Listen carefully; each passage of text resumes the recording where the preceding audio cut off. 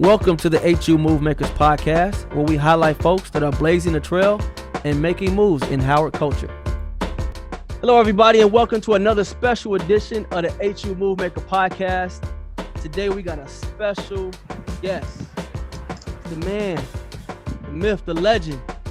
You know, this podcast is where we highlight folks that are blazing the trail, you know, and have contributed to the legacy of Howard University at the highest levels.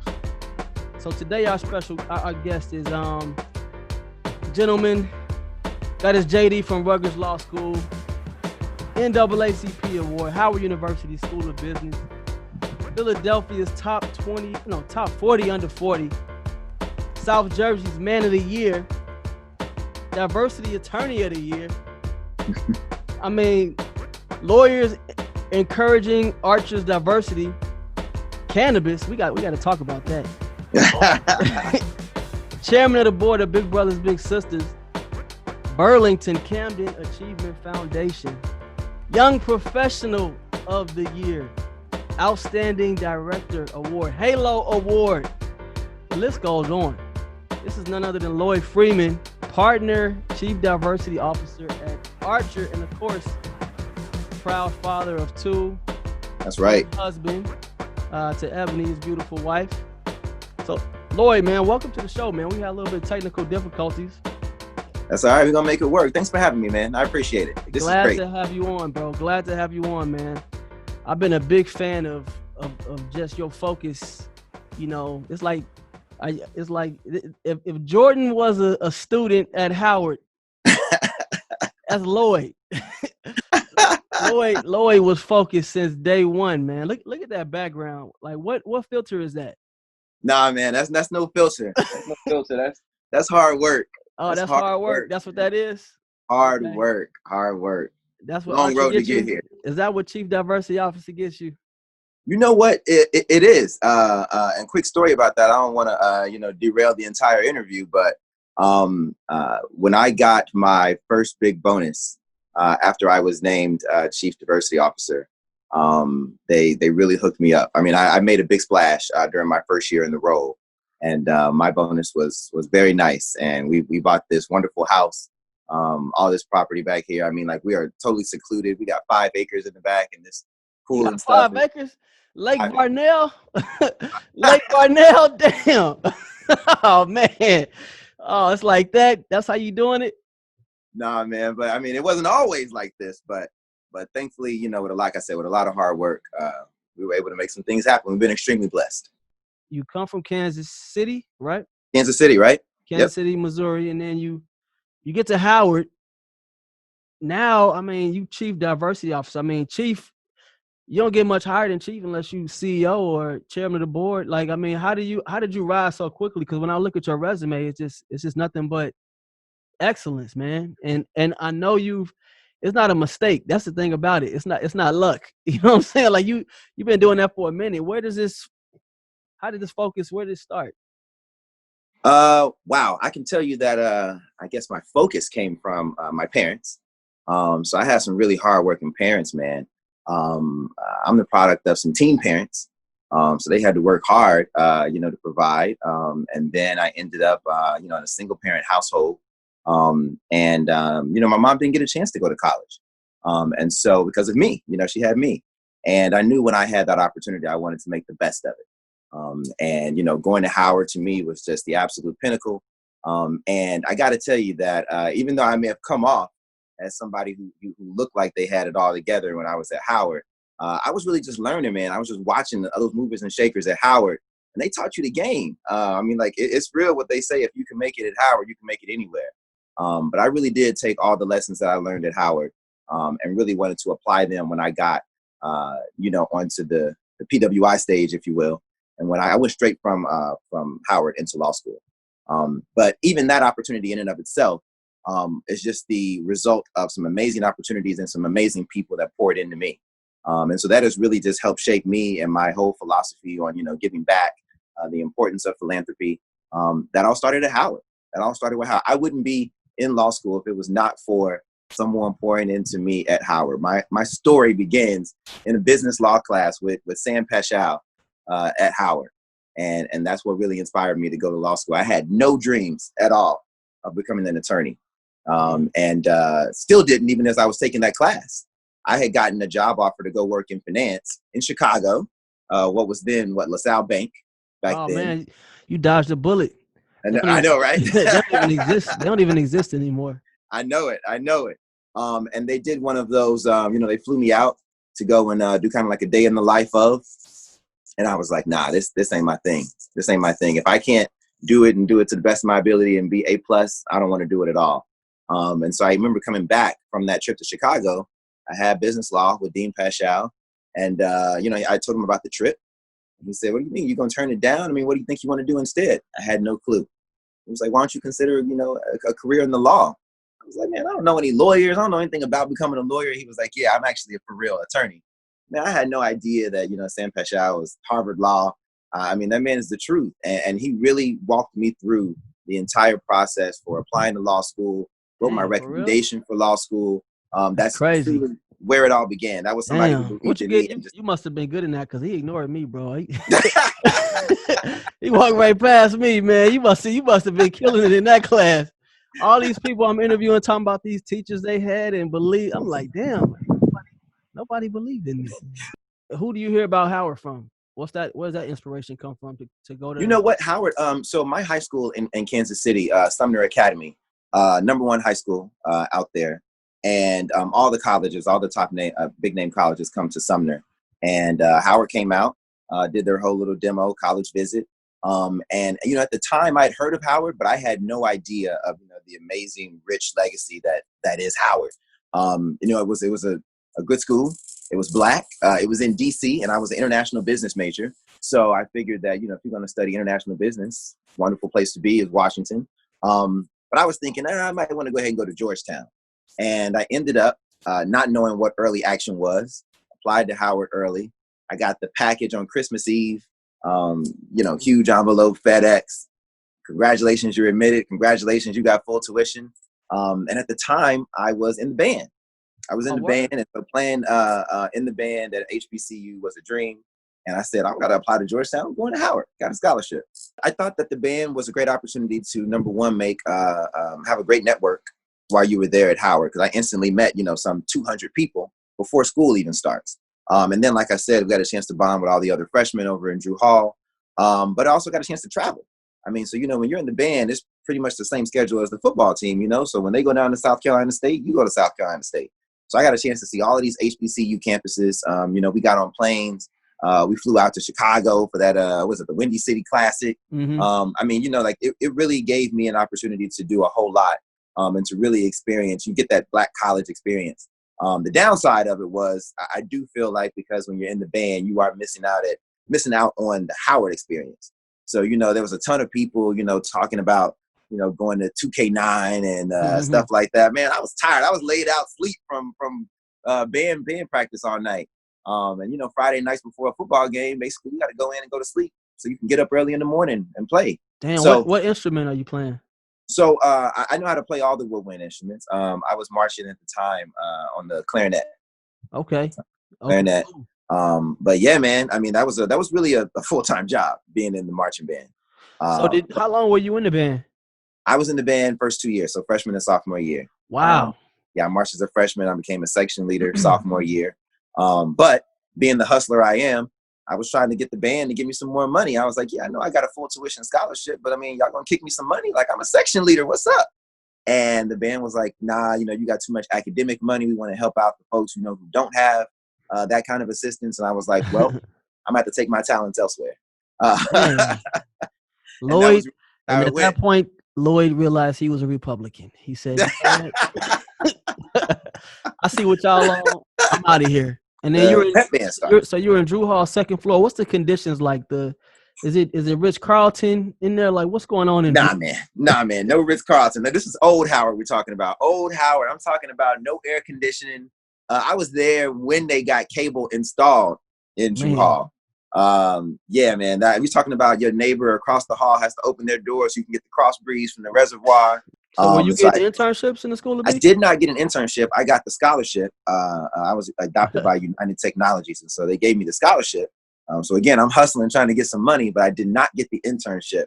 But yeah, so like I said, I'm just trying to get as much money as possible, and the band So wasn't giving. throughout all your years at Howard, you didn't have any internships? So I ended up in my latter 2 years. Yes, I did. Okay. I did not get them through the School of Business. I ended up going on my own route and getting them. And so I interned with the IRS actually. Okay. And I also interned with the Baltimore, Washington regional office of McDonald's Corporation. Tell me about, for people that may be watching this younger than us, or even still at Howard. I mean, what is Phi Sigma Pi? Phi Sigma Pi was this amazing melting pot, right? Because this is an interdisciplinary, honor fraternity that brings together the best of the best from business, from communications, from arts and sciences, etc. And these people are like at the top of their game. These are like the titans. You got the Houston presidents and all this other, amazing group of people, but they're so down to earth. They're so cool, and they're all willing to help one another. And, that organization, gave me so much inspiration, being able to sit and learn from these folks, sitting in our GBs, our general body meetings, watching these folks, somebody's the president or they're the treasurer, but we're watching these people manage, thousands of dollars. We're pulling off programs that's got hundreds of people coming to attend them. And that for me, I knew I wanted to replicate something like that, even after my Howard years. I knew I wanted to be a leader. Specifically from my experience in Phi Sigma Pi. But it was also co-ed. And if it was not for me coming and joining Phi Sig my sophomore year, I wouldn't have met my wife. Oh, really? That's how y'all met? Yeah, we were online together in Phi Sig. Yeah. I didn't know that. Yeah. It shows you how good of a big brother I was. Yes. Man, I didn't know how much on the DL we were. I didn't know that, man. That's what's up, man. You working at Banana Republic. Did you work there all through Howard? I worked, I finally had the opportunity in the time in my schedule to work those last 2 years. So once I was out of the band, like I said, it cleared up all this time. And so I ended up getting the job at Banana. But also, I was forced to do it because that was the same year that Howard's housing just went to hell. That's when they were putting people in the hotels out in Alexandria and Silver Spring or whatnot. I didn't get housing. I was on the waiting list, some number 500 or something like that. So now, when you were in school, did you have to take out any loans at all? I did for the housing, everything that was not tuition. Okay. You can get to a certain point where you start to feel like pressure. You know what I mean? Pressure of just living up to being Lloyd. Yeah. Did you ever feel that type of pressure while you were at Howard? Not so much at Howard. When you're at Howard, that's a time when, you can be surrounded by a bunch of people who all look like you. They're all experiencing society the same way that you experience society, if you know what I mean by that. It wasn't until really I got out of Howard that I began to experience those pressures. Let's talk about that. Well, when I was in law school, there were only 8 Black students in my law school class. And so, everybody, you stood out. Everybody knew who Lloyd was because I look a little bit different. And I never wanted anyone to, discount me just because, I was the Black guy. I really wanted to make sure that I left my mark on Rutgers and let them know, listen, I was educated at a Black school, so I didn't have to go to, I'm in Jersey. I didn't have to go to Princeton in order to get here. I'm at the same table as you, studying the same material, and I went to a Black school. And I'm educating them on what Howard is. Wow. But so yeah. Did you feel a responsibility, of holding down Howard or even representing Black folks when you got to law school? Absolutely. And then, when you look at the legal profession, I mean, this profession is 90% white. So, you're not looking around and going to, mixers and meeting judges that look like you. It's very few and far between you end up finding somebody who looks like you in this profession. And so for me, again, I knew that I was going to stand out. And I was like, well, if I'm going to stand out anyway, let me give them something to talk about. So, I was always, I'm not going to join an organization unless I'm going to be a leader. I think about how I'm going to end up eventually taking the reins of an organization whenever I join. Really? I don't join anything unless I can see myself. Wait. Back that up, bro. Wait, can you repeat that again? That was deep. That was deep. I literally look at joining an organization never to be a member and just a name on the roll. I don't want to do that. If I'm going to do it, I'm going to make an impact. I'm going to leave this indelible stamp on this organization and make it better than it was when I found it. So what type of conflict, does that sometimes present a conflict, let's say, in your social life or in your marriage? Because you're Lloyd, I just can't be a member. You know what I'm saying? Yeah, I'm yeah. Lloyd, I got to take this to the next level and leave it better. Like, does that sometimes present a problem? You know, you gotta absolutely have a supportive spouse if you want to do this. I think just be in this profession, and certainly if you want to do it at this level. And considering that, you know, Ebony's been rolling with me. She's been with me since I was shooting in the gym. You know, so she knew me back in Howard when I was grinding, you know, working in retail. So the trajectory has been there, and she's seen me growing along the way. So let's back up a little bit. Let's go to, when you graduate Howard, do you go into the workforce at all? No, no. I took that LSAT, and I must admit I got a pretty good score on the LSAT. Got into some You amazing must schools. admit. I must admit. Lloyd said, I must admit. So listen, I was going to Vanderbilt Law School. I got into Vandy, and I was moving down to Tennessee, and I got this email from the dean of admissions at Rutgers Law School, and she said, "You know what? We put up your profile in the law school admissions database, and you know I'm looking for some diversity up here at Rutgers Law School. You want to come?" So you're crazy. Vanderbilt's the number 15 law school in the country. What is Rutgers? I don't even stop in Jersey unless I'm going to New York. Right. She said, "Well, how much money is Vanderbilt giving you?" I was like, "Well, none. You know, Vandy is, you know, you take out the loans to go to Vandy." She was like, "Well, this is what I'll give you to come to Rutgers." I said, "I'll be there tomorrow." That Damn, was just like literally that. that was how it happened. What's the background on Rutgers? I mean, are they ranked? Are they like, what are they in this whole grand scheme of? So Rutgers is definitely a top 100 school. At least it is now. At the time, I didn't really care what they were ranked. I was looking at the money because that's Damn. another recurring theme in my life. And yeah, they hooked me up with an amazing scholarship offer. But I come to Rutgers, and the dean of admissions who hit me up shot me another note, said, you know, "Stop by my office. I want to talk to you." I thought it was great. I'll come and say thank you for the scholarship. I come and sit down, Josh, and she said, "Remember that scholarship I told you we had? We actually gave it to somebody else. And so we don't really have that pot of money anymore." I was like, "Well, you got to put me on a bus or something to get me back down to Nashville so I can go to Vanderbilt because school's starting like tomorrow." And she said, "Don't worry, don't worry. I just wanted you to know when you see your breakdown of your financial aid and your award package, you're going to see that your financial aid is actually coming from this law firm, Archer. Archer has this diversity scholarship, and they let us pick who the recipient is. And so I'm going to go ahead and give you that money." And Josh, this is happening like day 2 of law school. So day 2 of law school, I get hooked up with this law firm in South Jersey. Archer is the largest law firm in this area. And they have this diversity scholarship program, very, very loose. Like I said, you can kind of just give it to whoever is, you know, black and brown at the time. And I hit them up, wanted to say thank you for the scholarship money. You saved me, kept me at Rutgers. They took me under their wing. You know, I'd never been inside of a law firm at this point. You know, they introduced me to the people, taught me about the different practice areas, and that turned into a summer internship, summer associate position, which turned into a full-time offer. And I'm actually the first person of color at the firm to go from being a summer associate to partner. Damn. So it sounds like Archer was pretty committed to diversity. It wasn't just lip service. Yeah, absolutely. I will admit that, you know, back then it was very much so geared toward the money. And so I think that the firm was quantifying, you know, its commitment to diversity by way of how many dollars they could throw at it. And so I really wanted to become a champion of diversity because I was a beneficiary. And so when I got to the firm, I wanted to join the diversity committee. And they were like, "We don't put associates on committees at this firm."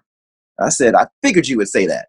That's why I came in here with this 5-page memo of ideas I want to bring to the diversity committee. They were Really? like, "You're on the committee." Did Howard prepare you at all for law school? Because that's a totally different beast. I mean, you basically around, you're around some really talented kids. It's not like you a big fish in a small pond, so to say. Exactly right. Exactly right. No, I don't think that, you know, you're adequately prepared for law school. You know, the way that law school is set up, you know, you don't have a bunch of tests and quizzes as the semester goes on. You have one final exam. So it's just lecture, lecture, lecture, lecture, final. And it's 100%. Your grade depends upon how you do on that one test. And so, you know, you can either make or break your reputation, your transcript, based upon how you perform that first semester when you're in law school, because those first semester grades are what you show to the employers you interview with in the spring. And so I actually really like law school. People talk about law school and how it's so horrible. man, I loved it. I just knew that when I got to law school, this is what I want to do. And so I threw myself into it. I loved it. Damn. At the time, Ebony lived in Pittsburgh, which is about 6 hours away. But she worked for Ford Motor Company. So she had a free car, free gas. So she would drive back and forth. And I mean, she would drive here after 6 hours. And I'm like, give me like 3 more hours so I can read a couple hundred more pages in this book here so I can, highlight them and get ready for class. I was all in. I was all in. Damn. That's serious. That's a hell of a commitment, bro. Yeah. So, I mean, so now do you still have that Mamba mentality that, anything I'm going to be a part of, I'm going to take over? Is that still like a part of who Lloyd is at that point? Current day? No, not current day. While you're in law school. That's where it came from. It Okay. started back then. And I knew that I wanted to do that for a couple of reasons. Number one, because I felt like, I was Howard made, and the folks that come from Howard, they're leaders. And so I felt like I had enough leadership experience, from being a part of Phi Sig, being a section leader in the band, etc. But I also just knew that I was not shy. And I knew that you can put me in any room. I don't care, that I look different from everyone else in the room. I'm studying the same textbooks you are. I'm a part of the same organization that you are. I'm gonna raise my hand. I'm gonna stand out. And so, at the time, I wanted to be over the Black Law Students Association. For me, that gave me a semblance of what I had at Howard, to have that community that looked like me. And I wanted to open up doors of opportunity for, other law students of color. So amazing opportunity. I got a chance to meet some actual, some judges of color, practitioners of color, and many of them, like I said, I still keep in contact with to this day. So how have these, while you're in school, I mean, do you think that is like a ingredient to success, being active in these different organizations? Absolutely.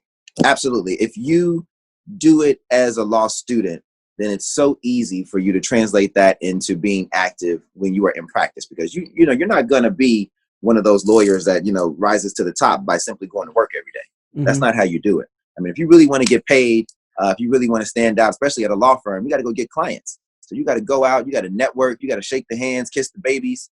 Your clients invite you out to a baseball game. Who cares if you don't like baseball? You got to go. Damn. You got to go. You got to rub elbows. And so it's going to take a lot more than just going to work every day. It's not a 9-to-5 job. Not a 9-to-5 job.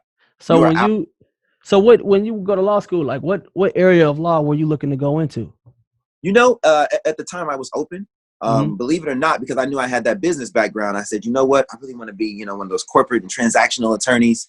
I really see myself more in the boardroom than the courtroom. But after that first year of law school, when you got a chance to do oral argument, and I presented my first argument, I got the best oralist in the class. I knew I wanted to change, and I was bound for the courtroom. So I fell in love with it. I knew I wanted to become a litigator, and finding my particular area within litigation, that came from, being a summer intern at Archer. Listen, I work, I play hard. I work hard, but I play hard. What's playing hard for Lloyd? You know what? For me, I love to, our family, we love to do an international trip, a big international trip, like every other year. And here recently, we've started to do the holidays out of the country. So, we spent the holidays in Antigua before. We spent the holidays in Turks and Caicos. Once we had, the little ones, spent the holidays at Disney World. That's necessary. Yeah, you know what? It's the experiences. And so, it's great to, of course, get the house. It's great to get the car. But the experiences and spending that time with family, particularly because my schedule is so hectic that, when I'm going to decompress and when I'm going to actually, be on vacation, I try to be present for it. So when do you become a Kappa? Wow, I crossed Kappa. This is in law school, right after my first year. Kappa, man. So you chose the wrong frat. No, I'm just playing.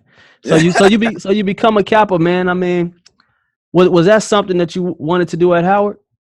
It was, and of course, probably like everybody, there's superficial reasons. As you mentioned, I was really into fashion, and I thought I dressed really well. So I was like, oh, I hear that, the pretty boys are the Kappas.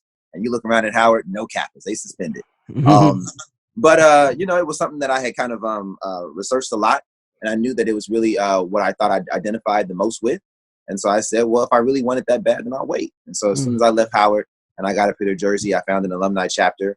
Yeah, and so I got in. So, you know, when you're in an alumni chapter, much different vibe. You know, for being in an undergrad chapter, you know, it's not about how can we throw a party or how can we step. This is about, you know, how can we help some kids. So work. It's work. Foundation that we're It's starting. work. Like it's work 24/7. It is. It's all about work.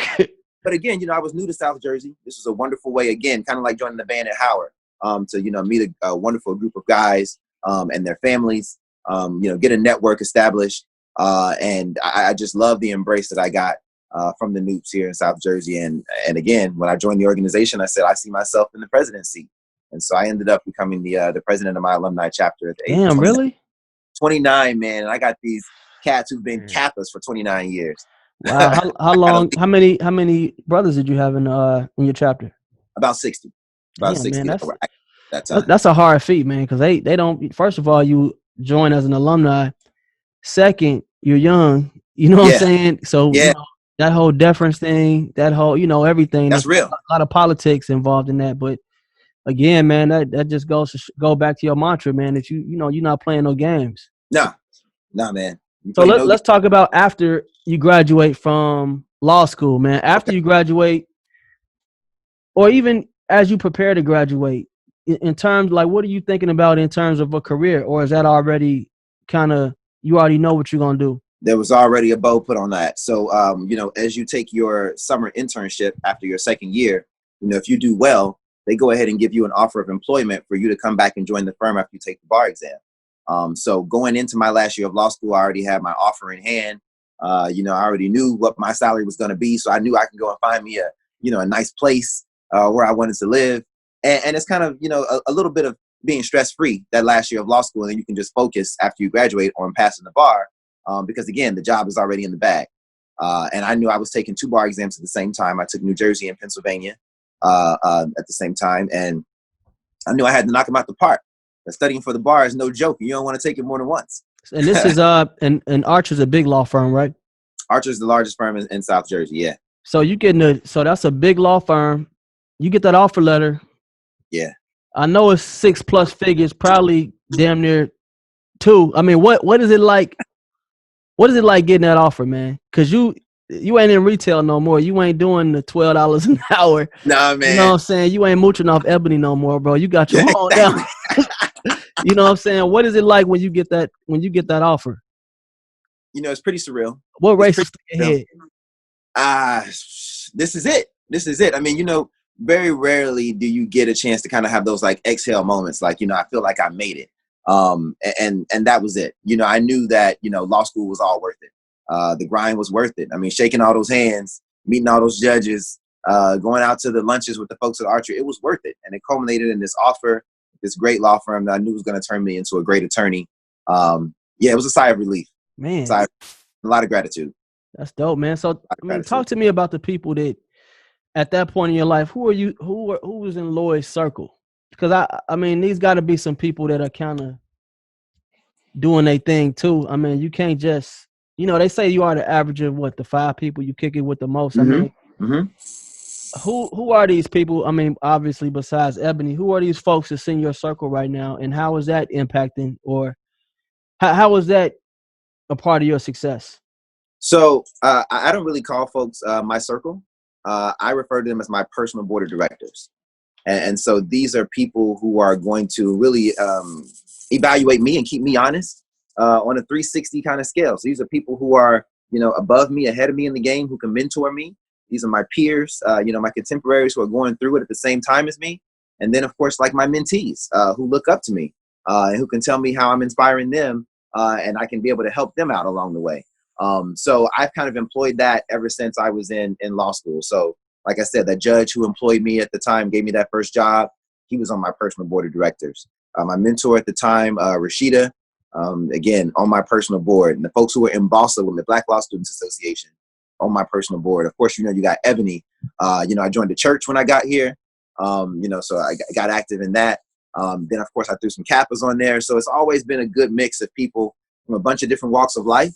And I always want to make sure that I remain grounded because, I mean, you know, who cares that you're a lawyer? Who cares if you're successful if you lose yourself in it? You know, if I'm in law school, what are some of the orgs I might want to really seriously consider? You absolutely must do that Black Law Students Association. You got to represent. That's for the culture. You got to be in the Black Law Students Association. But another thing that I realized was, again, you're no longer at HBCU. So you not only have to do, the affinity group, you need to do the majority group as well. So when I was the president of the Black Law Students Association, I was the treasurer of the Student Bar Association. So I wanted to be a part of the governing body for the entire law school. It was wonderful that I could kick it with, the Black and brown people, but I also wanted to be a part of that group that was running everything that was going on in the school, whether you were white, Black, brown, whatever. So I always thought it was important to have that balance, to be a part of the affinity group, and then also to be a part of the majority group. At what year do you become chief diversity officer? That was 2018. So I've been in the role 2 years now. And what's your first year at the firm? What year do you start working there? 2007. So that's 11 years. Yeah. That's fast. That's you in a C-suite. Boom. I'm like, in terms of age, what's the average age of a person in the C-suite?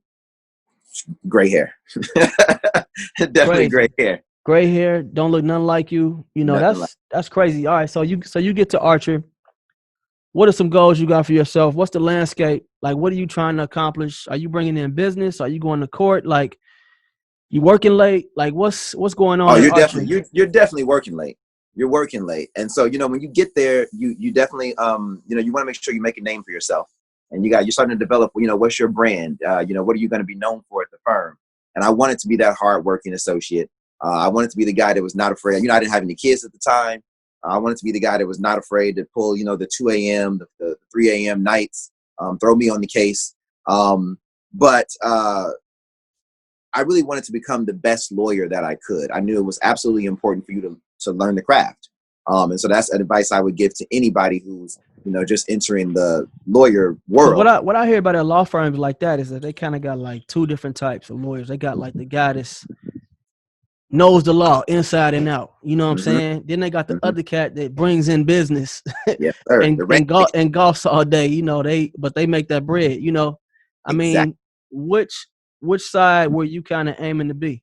So everybody has to start off in that first bucket, right? You all got to start off, learning the craft. But then at some point, if you really want to make the money, you got to diverge a bit and you got to go that rainmaker route. And so I figured out at a very, very early part of my career that I wanted to take that turn, and I wanted to be that guy who was bringing in the business, because those are the guys, there's only a certain number of hours you can work before you pass out. But there's an infinite number of clients you can bring into the firm. So you were bringing in clients. You were bringing in clients. I had some very realistic goals. When I was a young associate, I want to bring in my first client. I want to bring in, my first $10,000, stuff like that. But I think it's important for you to have those little goals because you continue to build on them. And you may have a $10,000 client when you're a second year associate, but as you grow, that client grows. And I've had some clients who've been with me for a decade, and we've grown together. When we talk about bringing in business, in terms of dollars or size, what type of companies are you bringing in? Because I'm sure you're not just bringing in smaller companies and saying I can I'm on this budget of $100 an hour. Like what type of what type of companies are you bringing in to the bank? Like what's considered value at that point to the law firm? Wow. Back then it was really just anybody who could say yes. Right. So, anybody I can convince to sign an engagement letter and to hire me. But I realized also that you're not trying to get anybody to hire you. You're trying to get them to hire Archer. And so the wonderful, part about being at a full service law firm that has, everything from labor and employment to tax to real estate to litigation, I can bring in any client for any kind of, legal matter. So no more was I just marketing, how can I be your attorney? It was, how can my firm represent you? And so once I realized that, it just opened up for me, man. Because at that point, you're talking to people about how you can give them holistic representation. And so, fast forward back then, like I said, it was anybody who could sign the engagement letter. One of the first big breaks that I got was a good friend of mine, and she has a security services firm over in Philadelphia. And she and I had volunteered together with the United Way, became fast friends. And, one day she just called me up and she was like, I like working with people that I like, people who are cool and people who look like me. And I want to hire you. I want you to handle all of my legal stuff. I was like, well, I don't do everything, but my firm does. And she was like, that's okay. I want to come to you with all of my legal problems, and I want you to help me solve them. And the fact that she gave me an opportunity like that, and again, a client still to this day, and a dear friend, that's amazing. I've never forgotten that. So was that like your first big client that you brought in? That was the first big client. That was the first big client. So you turned heads when you brought that one in. Well, it started off, no, I'll be frank. Nobody's really looking at the Black-owned business as, oh yeah, you got a big client. But you sleep on people who may have a security services firm and are still bringing in a couple million. You mean security? What type of security you talking about? Like security guards. But you're providing security for Lloyd, for the city. Funny you bring that up, man. Like my biggest client is a security company, biggest one, and that was my big break. I was in business for 6 years, 5 years, and the company, the guy next door, and he's the reason I became an alpha. I went over to him several times, like, hey, I want to, I would love to represent you, blah, blah, blah. I would love to be your agent. He's like, no. So, but, he saw me over here. So he came. So we started to get cool. And then he was like, man, he started telling me about alpha. So obviously I became an alpha. Then I basically sold them on our benefits platform. It turned out, I thought he had like 20 employees. He got 900 employees. 900 employees. And, to your point, he's a security company, but he's making a killing from government contracts, minority certification, that whole thing. I had no clue, man. And that bonus that I got, that allowed us to buy our house, the office building where my office is, the whole nine. So, just to your point, man, like people be sleep. You know what I'm saying? They do. People be sleep. And when I brought that in, people from Allstate coming in like, yo, how can we help, with this? They come like people I never met. And that kind of, that helped my brand, to, just like you said, man. So I guess you kind of, she's still a customer today. I mean, were there any other clients that you brought in that were bigger? Yeah, well, you know what? And then once you're able to establish yourself and you're able to bring in, again, some smaller, companies, people who may have the 50 employees, you establish that credibility. You learn the ropes. You learn how to talk to clients. You learn how to market your services. And so another big break I got was bringing in TD Bank to the firm. Wow. Brought in Ocean First Bank to the firm. Damn. I was able to, there's a hospital system. Damn. Who is a general counsel up there. Damn. Sat me down and wanted me to bring them to the firm. Whoa, Lloyd, what's up? And Lloyd, the city of Philadelphia. Oh, so you good? You're good. Man. Oh, so you straight? I see what's okay. I'm doing math right now in my head. That they had to create that position. You probably had one foot out the door, like, hey. They had to create that position, like, yo, all right, okay, that's dope, man. I never knew that, man. So. I mean, so a brother like yourself, man, you blessed in your career at this point. You bringing in the Mon Pods, you bringing in giants, you bring in, you slaughtering and bringing food to the table. To be blessed like that, I mean, what type of things are you doing to actually give back? Oh, man, I definitely use the platform, from Kappa to initially start to give back, because that's kind of like, the only outlet I had when I first moved to South Jersey.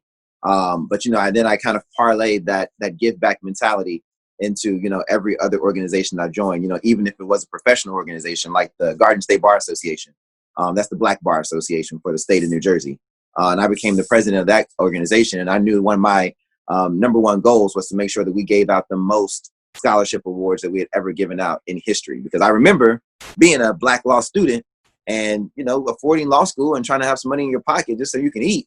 You working in Banana Republic or trying to work for free for the judge.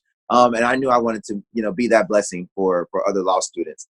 And then, through Kappa, when I became president of my alumni chapter, the organization launched this national partnership with Big Brothers Big Sisters. And I remember contacting them, finding out, how can we help? They said, we're looking for more Black men to become mentors, to be frank. I said, oh, well, I know about 60 Black men. I can help you out with that. And so I ended up, really marrying the two organizations. Started off as, somebody who was out there getting volunteers for them. And they said, you know what? Your term is ending as president. Why don't you come over and join the board for us? This segment is sponsored by www.homecoming@howard.com. Whether events, notification, or apparel, we are your one-stop shop for the ultimate alumni and friends homecoming experience. What about your present day success? What did you learn at Howard that kind of attributes to how you're able to navigate right now? Wow. Seize the moment. If an opportunity comes, you got to take advantage of it. Always be a leader. Know that somebody is always watching. So tell what's Lloyd's definition of leadership? Oh, wow. Well, I like to be a servant leader. And so I know that I am not, some dictator who is looking to just give you, what my agenda is. I want to work with you. And so if I am the person who is the leader, I'm the person who will also sit there in the trenches with you to make sure that we reach our goal together. And so for a leader, for me, is not scared to roll up their sleeves and get dirty. And it's definitely somebody who understands everybody on their team and cares about everybody on their team. So Yeah. if do you think leaders are born or leaders are made? Wow. I think good or great leaders are made. I think a lot of people have the ability to lead in different spheres, whether it be, at your church or whether it be, in your community. But I think, again, there's levels to it. And I think it takes a certain kind of great leader to then, want to end up, running for office or to, want to become the president of a university. So I do think that maybe you can be born a leader, but if you want to be a great leader, those leaders are made. You really did it to him when you become chief diversity. You really had to do that. I mean, what's that, man? What is it like to leading up to that moment where maybe it's just a conversation like, hey, this is what we want to do? Is that they approach you with the position? Are they asking you to say, let's come up with responsibilities together? Exactly it. Like how does that even work? And then what makes you so great that they don't even interview anybody else to do this? Like, I mean, what is it that you think is about your character or what you bring to the table, one, that would make them want to do this? And then two, let's talk about what the process was like of creating that position. So, my firm president created the role for me. And so, when he came to my office and sat me down and said he wanted to talk to me about this new opportunity, he said, I want to create the role of Chief Diversity Officer. Nobody else here can do it except for you. And immediately I said, yes, I'll take it. And he was like, well, you don't really know what I have in mind, for the position. And I said, that's okay, because I know what I have in mind for the position. And so one of my first things that I wanted to do was to draft my own job description. And so I wrote down what I was going to be responsible for. These are the benchmarks that I want to hit as Chief Diversity Officer. And this is how I want to help to shape the culture here at this law firm and then eventually in the legal community. So for me, those conversations allow me to be able to be a trusted advisor, to the executive management at the firm, the firm's COO, the firm's president. But then also, I really get paid, Josh, to be a rabble rouser. I get paid to to turn over all the stones and find out what it is we're doing in here and how we can improve. And I also, I really like to teach people how to be comfortable in some very uncomfortable settings, because when you're talking about diversity and the importance of diversity, it's an uncomfortable conversation for you to talk about why and how privilege is real, or how we all, have biases. So are you telling these white men that they got white privilege? Yes. I mean, is there any pushback that you're getting when you having these conversations? Well, you got to think about the approach. And so, don't forget that I'm also still a partner. And so I'm still, their colleague who is practicing. And so oftentimes you may have to employ the assistance of, some third parties, so you'll get some consultants who will come in and lead some workshops. But, one of the great things that I did for the firm last year was to have our first ever diversity retreat. And so we were able to get everyone from the firm, from all 9 offices. How many folks is that? About 200. And so you got to get it. So you got to go to the firm, create this, and you got to come up with a budget too. Come up with a budget. Come up with a whole plan. So you're telling them like, all right, if this diversity thing is going to be real. We got to put some dollars behind it. Absolutely. Damn. Absolutely, we're going to put some money behind it, and we're going to make it mandatory. Wow. We're going to make it mandatory, because this is not, if you continue to just preach to the folks who say, oh yeah, I'm already a champion of diversity, you're not really getting to the people who need to hear it. Damn, Lloyd. So how I feel for these white men to be kissing your ass, man. I did not. Lloyd, you go to the retreat. You know they on eggshells. They like, fuck, we gotta be at this damn retreat with Lloyd. Whose idea was this? They kissing your ass, Lloyd. How does that feel? You know what? I got to admit that, when I'm able to, because I also present at each one of our partner meetings. And so, we have, we gather all the partners at a country club once a quarter. And, all the big wigs, they present on finance and on personnel and whatever. And I get up there to talk about diversity. I literally get everyone to stop what they're doing to listen to me and talk about how. You be giving any of them the eye like, hey, well, nigga, hey, I heard about your office. Oh, you gotta do better in South Philly, man. I will tell individuals what's next on my agenda, and so I'll let them. You be giving them subliminals. I know you be giving them subliminals, Lloyd. Yeah. Because these guys are setting their ways. Not to say that they're like prejudiced or racist, but they've been doing something a certain way, so they don't necessarily see the world through your lens. How do you communicate to them that, hey, white privilege is real? We're not trying to take from you. We're trying to add value. How do you say that in a way that gets them to buy into it and get behind it? You know what I mean? Well, one of the first ways that you can kind of sell diversity is through the business case for diversity. And so that's letting people know that, if we have a diverse group of attorneys who are at this firm, who are working on our matters, that's a better representation of who our clients are.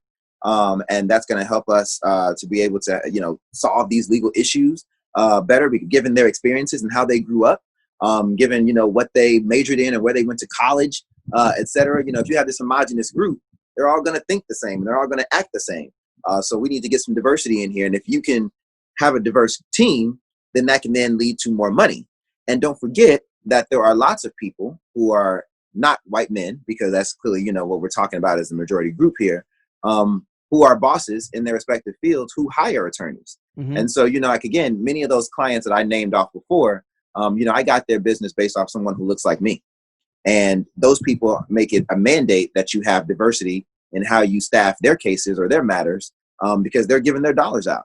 So when you had to turn in those responsibilities to Chris, is that something you came up with on your own, or did you have like somebody that you consulted with? Like, hey, this is the position I'm considering, and what do you think? I went to that board of directors, that personal board of directors. Okay. And I tossed it around even before. Of course, I said I want to accept the position. Right. But when I was going to come up with the job description and everything, and before it actually when it was going to become public, I ran it by some mentors because I was a little nervous about taking on something, being a partner and chief diversity officer was just going to take away, from my ability to practice law. I'm a lawyer first and foremost. And so, becoming a chief diversity officer, was that going to put me more of an administrative role? And would I be seen, as less of a serious litigator? But again, I'm not going to do something unless I'm passionate about it, unless I'm going to be the best. So I knew for me, yes, it's going to mean that I have to, have a lesser caseload, but I'm always going to be a practicing attorney. And that was a non-negotiable for me. I'm going to be a partner and chief diversity officer. Why is that so important? Listen, because becoming a partner, being a Black man and becoming a partner at a major law firm is no small feat. And so, I didn't want to get to this position, be a partner for a couple of years and then, give it up for what's now becoming, a diversity focused position. I'm not downplaying it at all. Diversity is extremely important. But I also think that at the end of the day, we're a business and businesses are about generating revenue. And so I know that when you are a revenue generating person at an organization, your voice carries a bit more gravitas. Hey, when you become a partner, when you being considered a partner, what type of hoops do you got to jump through? Because I know people that you gotta like buy into the company and you gotta do this and that. Like that stuff that was totally foreign to me. What type of stuff does it mean? Because growing up, you think, oh, this person's partner. That means that they really high up at the firm. You got a promotion. But I know guys, it's partner. They're making like equity money, but they're not making like real money every 2 weeks or whatever. Like what is it? What was that process for you? So don't forget that, to get accepted into the club, it's just like any other club or fraternity. You got to get voted in. So it starts with you being nominated by your department chair, and they bring your name up. And you have to write, at my firm at least, you have to write a memo basically selling yourself and talking about your qualifications and why you would make a great partner for the firm. Essentially, why is it that you are so essential to this firm that we should now make you a part of our partnership? Meaning that we don't want to lose you at our firm. You're no longer an associate who can kind of, associates, they can kind of be a bit transient, and they can work at Archer for a couple of years, and they can go to the firm over here in a couple of years. But when you become a partner, like you said, there's a buy-in, and now we want to keep you a bit more long-term. Josh, I had no idea, again, because there weren't partners that looked like me for the most part at my firm. We had a couple, but I knew that I was going to be nominated with a class of people who did not look like me.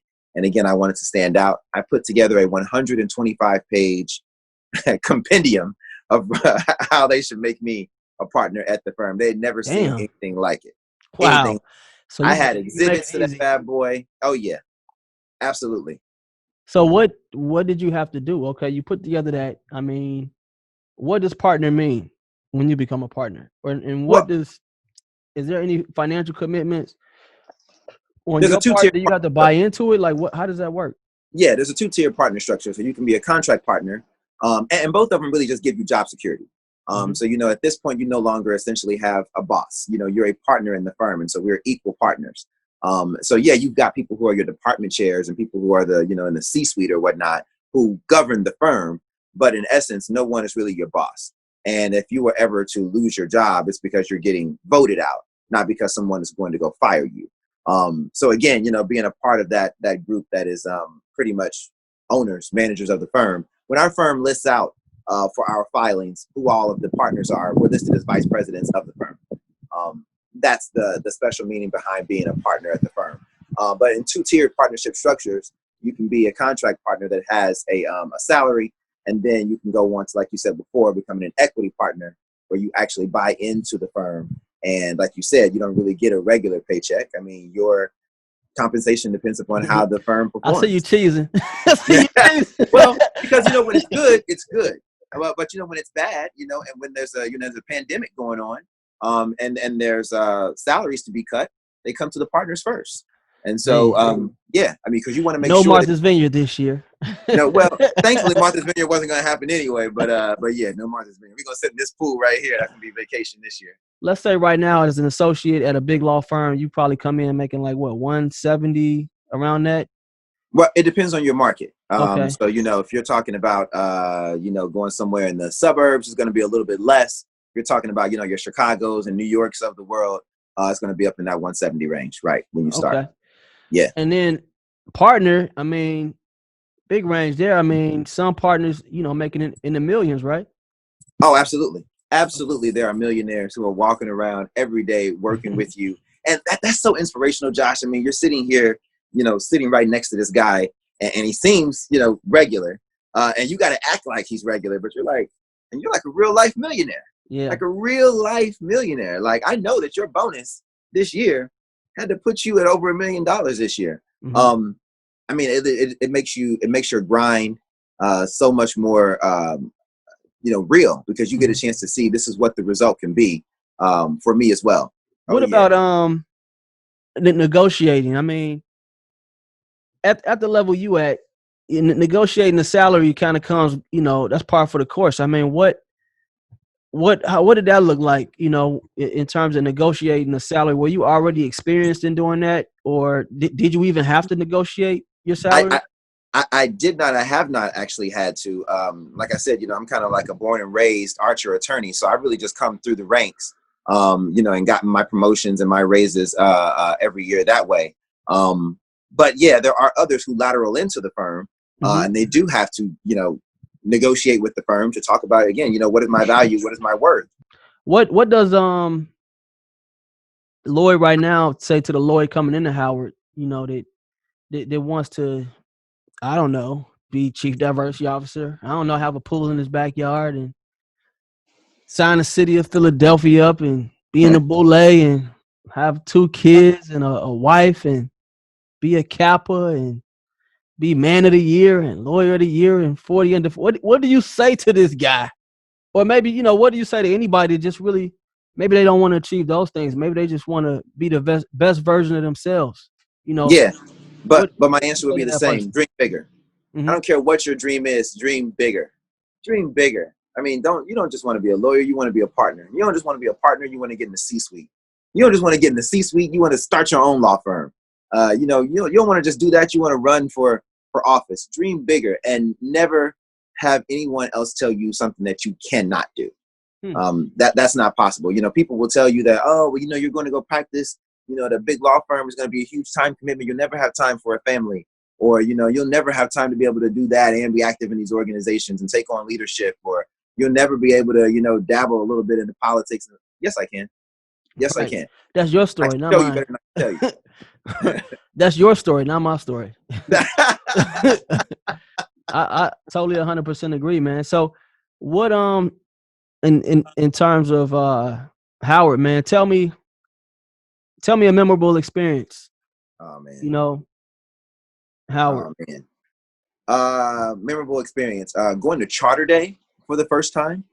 Again, remember I was telling you about how you're so inspired being in the boule when you're able to look around the room and see these these heavy hitters. When you look around the room at Charter Day and you see the people who are on the board of trustees at Howard and the people who are these huge donors to the university, you got celebrities who are performing. I mean, for me, that just let me know that like Howard is next level. Howard is next level. And it also, you get a chance to see the impact of, your money that you give to Howard. And I think that, all of us who have been blessed to matriculate at Howard, we have to give back to the university financially. Not just going to homecoming, not just wearing the shirt, but we got to give back, Hey, to man, the you university. calling me out, man? Talking about me? No. Man. I got my shirt on too, but you got to write a check, man. You got to write a check.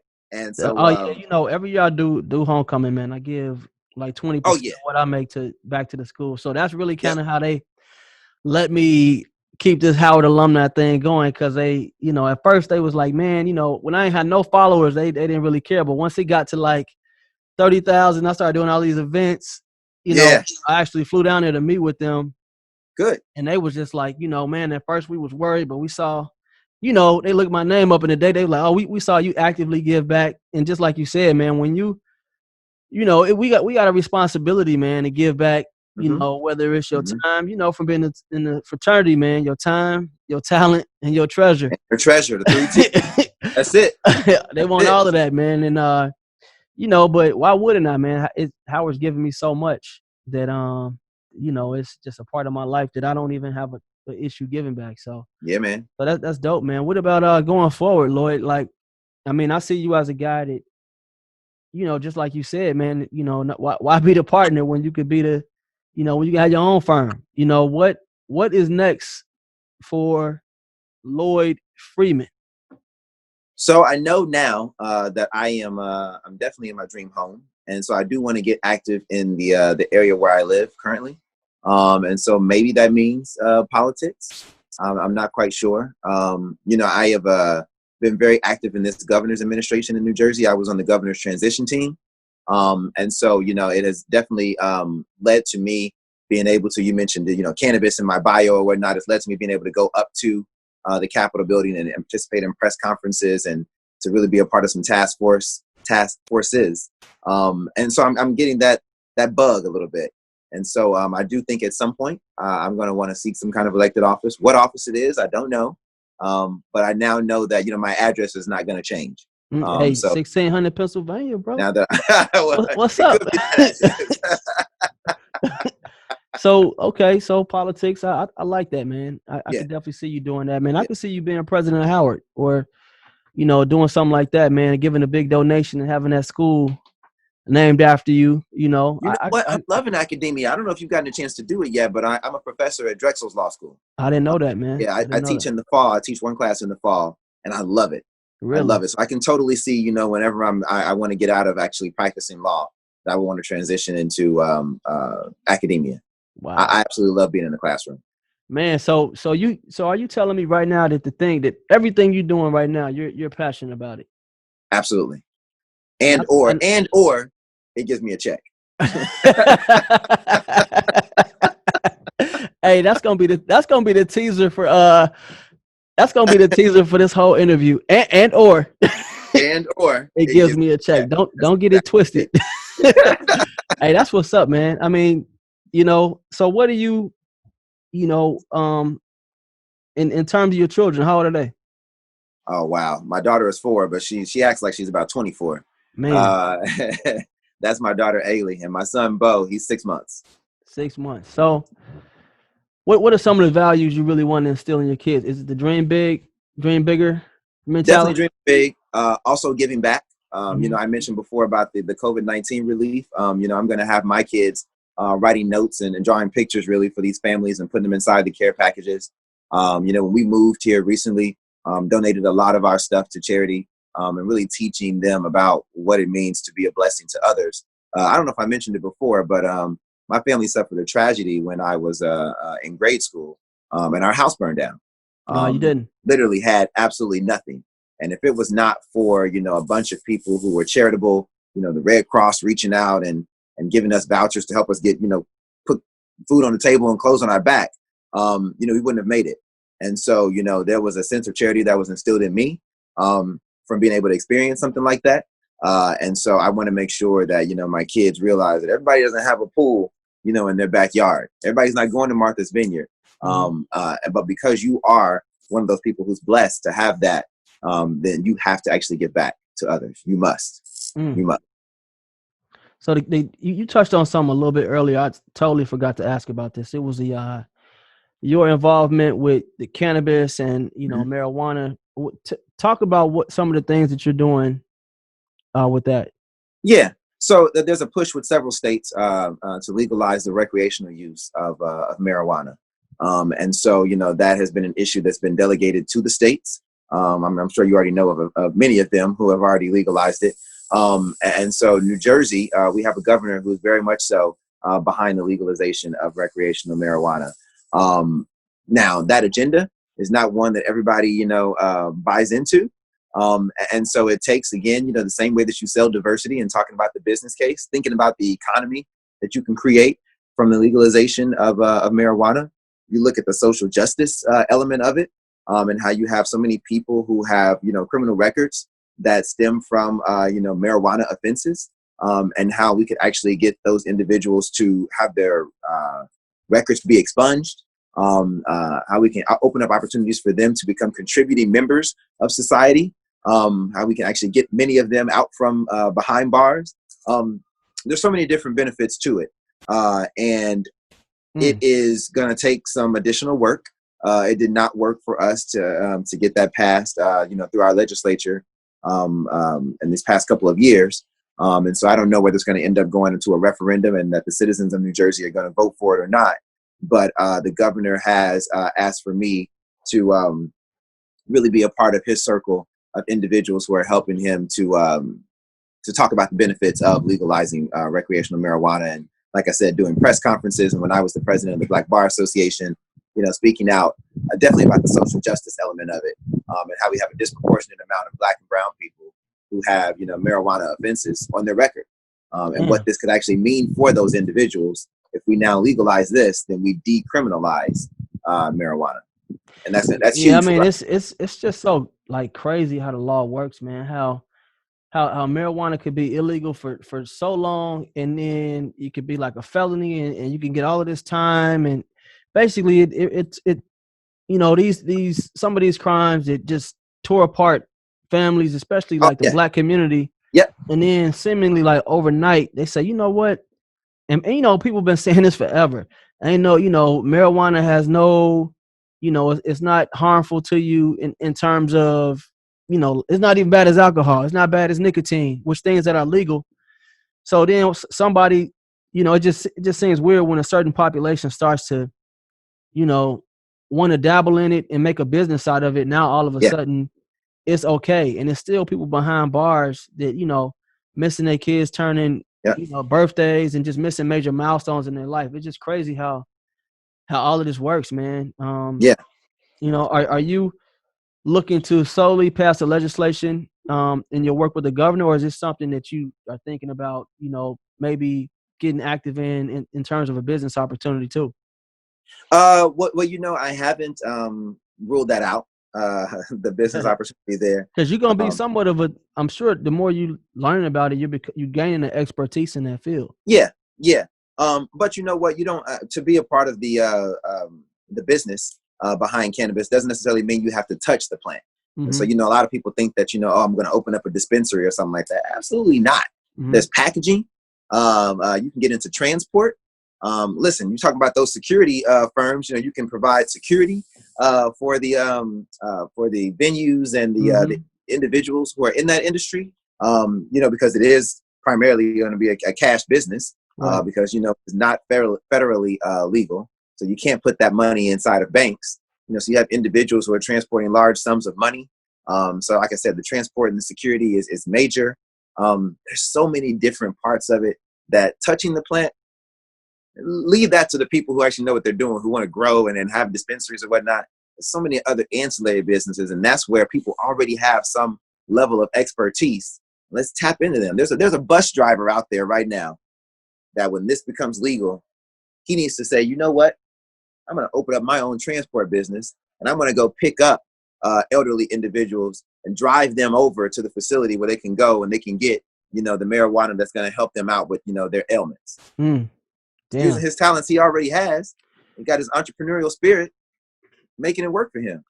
Yeah, I mean, but the thing is, we got to make sure that those opportunities are afforded to people, and not just one population. Because I know the licenses in Chicago opened up, and everybody, I'm gonna get me a license. I'm gonna do this, that, and the third. I don't think any black person got a license. Well, in evaluating those, you want to make sure that when you put together, what are going to be your regulations for giving out your licenses, that diversity is a component.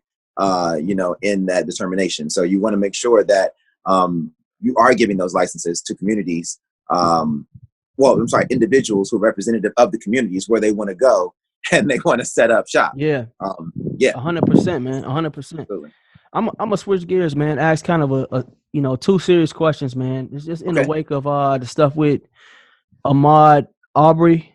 The stuff that we, it's all over the news. And this incident happened in February and really didn't gain momentum until a few weeks ago. Just in your point of view, do you think that the legal system is failing black people? I know that's a loaded question. Yeah, you know what? I think that the legal system could use more black people in it. I'll tell you that much for sure. I think that there's always going to end up, being inherent biases that everyone has. But, the biases directed toward black and brown people, there's some very serious ones. And they often don't just result in loss of opportunity. They result in loss of life, because of the way that you're stereotyped. And how that ends up, playing out in the justice system. Unfortunately, you don't have, again, enough lawyers on the prosecuting side, who look like you or I. That translates into not having enough judges who look like you and I. I mean, if you're going to effectuate some change in the legal system, you got to change all the parts of it. I'm talking about from the judges and the makeup of the bench and the judiciary to the practitioners and the bar, to the legislators who write the laws. I mean, there's so many different working parts of it that have to be changed. And we're seeing it play out time and time again in different states, whether it's Missouri or whether it's Florida or whether it's New York. I mean, it's happening all around. Yeah. And it needs an overhaul. It definitely needs an overhaul. I'm all about, having the protests and having the marches. But for me, I'm also about, where are we going to put the pen to paper and say, let me sign some individual up so he can go to law school and he can, become that next legislator, or let me actually go out and vote so I can make sure that I change the, the composition of my legislature in my particular state. That's the action that I want to see. And that's the action that I always promote, because I do think that you can, be that catalyst for change. And it can start with an individual. Man, that's real, man. I think, just being a parent, man, and when you see stuff like that, yep. And we're educated, and it, when you just see something like that and nothing kind of happens until it's on social media, and it just takes me back to like the civil rights movement, like black people were just being brutalized forever. And then it wasn't until it was televised and across the world that people saying, oh, damn, right, this really is happening. Now, it woke up the consciousness, and I'm just, every time it's every couple months, man, it's always a big case like this that pops up, and it just makes me wonder, man. Is the legal system, really working for the benefit of Black people, or is there equity in the legal system, for Black folks or even poor folks, period. Yeah. So but yeah, man, I just wanted to ask you that because you've been in the legal system, not in the legal system, but you've been an expert of the legal system for some time now, but just wanted to get your opinion on that. But thanks for joining me today, Lloyd. I mean, it's been a Man, this great is great. conversation, man. I This is want one great. last question, man. We want to talk Yeah. about legacy. Yeah. Legacy, man. Legacy. And that's really why I'm doing this show, man. Under this quarantine, I just got to think about the responsibilities I have and what are some of my talents. And I looked at, I got this big Howard following. My legacy, I want to be able to highlight folks like yourself. I want to create a library where people can just go click on the word law and they can see this interview and it could play a million times. Even if they can't access you, Yeah. they can kind of tap into who Lloyd is as a person, man. What do you want your legacy to be when we're talking about Lloyd 50 plus years from now? What is the Right. legacy of Lloyd, man? And you can answer it any type of way you want, whether it's family, business, social, all of it, whatever. Like, what's the legacy of Lloyd Freeman? That my successes, whatever they are, whether they are, financial or they're, my career or their, leadership, whatever, that your successes mean nothing if you don't have anyone to share them with. And so, you want to make sure that you're not so focused on your career that you forget about having a family. You want to make sure that you're not so focused on your career that you forget that you have a community, that you have a responsibility to your community. You need to share your gifts and your talent and everything that you've been blessed with someone else. You must, because you can't take it with you. And so you got to leave a little bit of that for someone else. And so I love to do that through mentorship. I love to see my mentees, take them down to Howard and expose them to, to college in general. And then to see some of them go to Howard and graduate. And that warms my heart. It warms my heart. And then they're able to tell when they're on the Movemakers, podcast, they're able to tell that story about how, I was first exposed to Howard. My mentor, Lloyd, drove me down. Or, when I was at Howard, this guy knocked on my door and, gave me a couple $2 and just threw it in my Cash App, didn't know me from Adam. I mean, it means nothing to have the success if you don't share it with someone else. Dope, man. Dope. This segment is sponsored by www.homecomingathoward.com. Whether events, notification, or apparel, we are your one-stop shop for the ultimate alumni and friends homecoming experience. So let's get into some Jeopardy real quick. Oh, let's do it. All right, let's get into some Jeopardy. I may need a drink. Man. Yeah, man, sip on that wine, bro. So okay, let's hear it. Let's ask some Jeopardy, man. Finish this sentence for me. Reared against the eastern sky. Proudly there on hilltop high. Oh, very good. Very good. What is the Howard motto? Veritas et utilitas. Truth and service. Oh, now you're 2 for 2, man. Uh-huh. Okay, what year was Howard founded? 1867. Good, man. Who's the current president of Howard? Dr. Wayne A.I. Frederick. Very good, man. Oh, wow. Okay. Also in the bullet. Okay. What is the address of Drew Hall? Ooh, man. I know it's on Gresham Place, Northwest. Wow. Do I get partial credit for Gresham Place? Come on, Lloyd. You was a shiner, bro. We don't get no. I know. You don't get no partial credit. I don't know, Lloyd. 217 Gresham Place? I don't know. It's Gresham. 511. There you go. There you go. There you go. I'm like, where's this man going with this 211? Let me get the wine out. All right. Okay. What's the zip code of Howard? 20059. Damn. See, man, this is giving me flashbacks, man. I'm getting PTSD. Oh, yeah. When I was trying to, this is how I used to do. I used to ask you all these questions and used to get them right, man. What's the Black national anthem? Lift every voice and sing. That's it. Okay, last one, man. How many schools and colleges in Howard? Oh man, I'm gonna throw a number out. If I had to name them, I probably could get it right. 13. Damn, you got them all right. Yo, is that it? Oh, yeah. Hey, I think when we was there, it was 12. But you're the only person to get all of these right. The only person, man. So that means I'm not even gonna air that. So that's that what was I'm a talking waste. about. Old Howard. Old Howard. Okay, so now this is rapid fire. Rapid fire. You just got to give the first word that comes to mind Okay. when you hear this, or you have to just give an answer when I ask the question, and it has to be a one-word answer. One word. Wow. Okay. Okay. First one, Kappa Alpha Psi. Achievement. Best Howard moment. Homecoming. Diversity. First thing I thought of was inclusion. Jordan or LeBron? Jordan. All right. One of these you got to sit. One of them you got to start. One of them you got to bench. Sit, start, bench. Got I'm it. sorry. Okay. One of them you got to sit. One of them you got to bench, and the other one you got to cut. Oof. Convocation, graduation, homecoming. Oh my God. Am I an alum answering this, or am I an undergrad answering this? Man, I'm gonna try to weave it in for both. All right. So you said convocation, homecoming, and graduation, right? So one of them you got to start, bench, and cut. We're gonna start homecoming. We're definitely starting homecoming.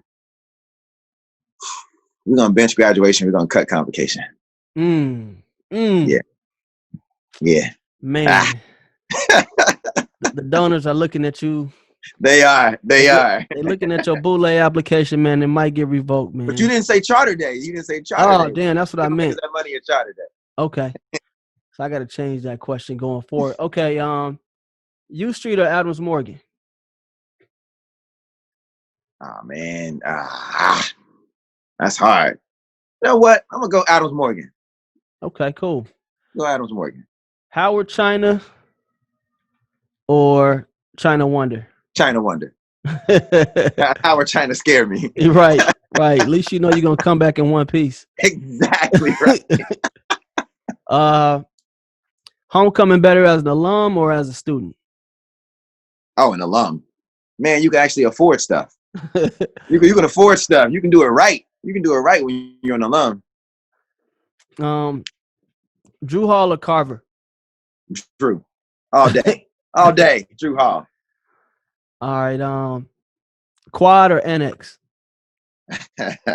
My wife would kill me if I didn't say annex. Okay. Even though I feel like, you know, they were a little paper, Howard. They were paper. Right. They had a cafeteria downstairs, air conditioning. Right. They had AC, working elevators. I wouldn't dare get on that elevator in Drew. You might not get off for weeks, man. Yo, because that laundry room down in that basement was pretty skeevy. Man. That was skeevy. Man. So I got horror stories. Last question, legacy.